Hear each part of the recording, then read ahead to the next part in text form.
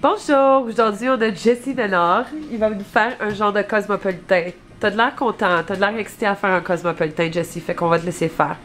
La première étape, c'est toujours de... Prendre de la glace. Oui. Et rafraîchir le verre. Oui, parfait. Cocktail glace. C'est ça, parfait. Et ensuite, les ingrédients pour faire un cosmopolitain, on va les présenter.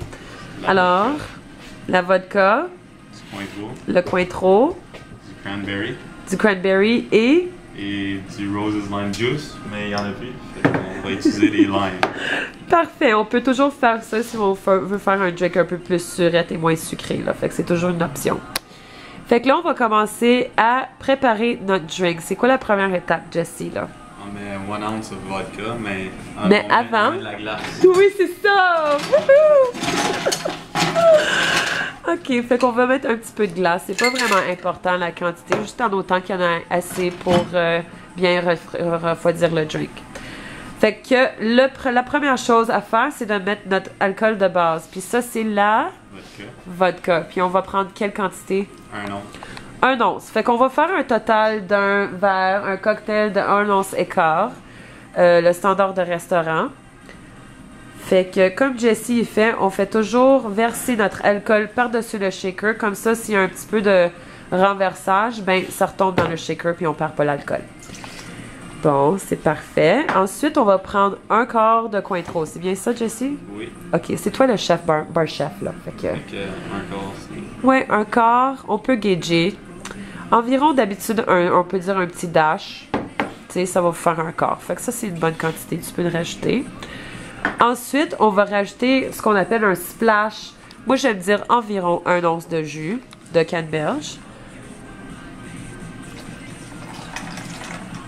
Et puis, c'est quoi la dernière étape pour compléter ton cocktail, Jessie? On met de la lime. OK. Puis ça, c'est un dash. Oui, ça, on va appeler un dash. Parfait. C'est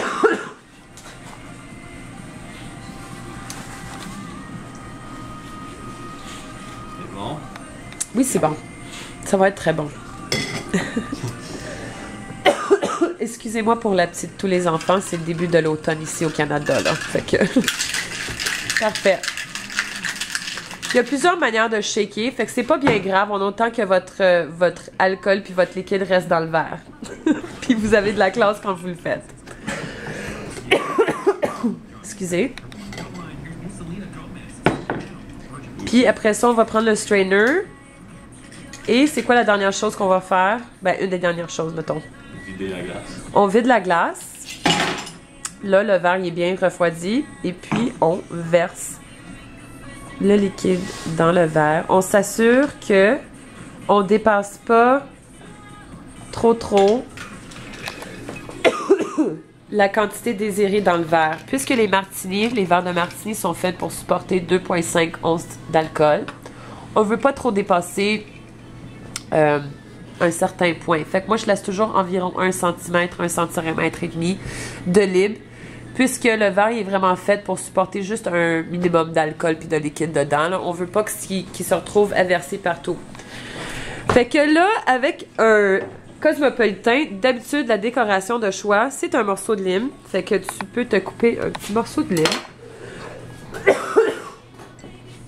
Encore, excusez-moi pour la méchante toux.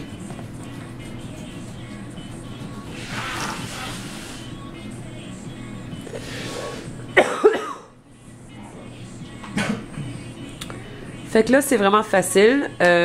Si vous ne l'avez pas su avant, maintenant vous le savez.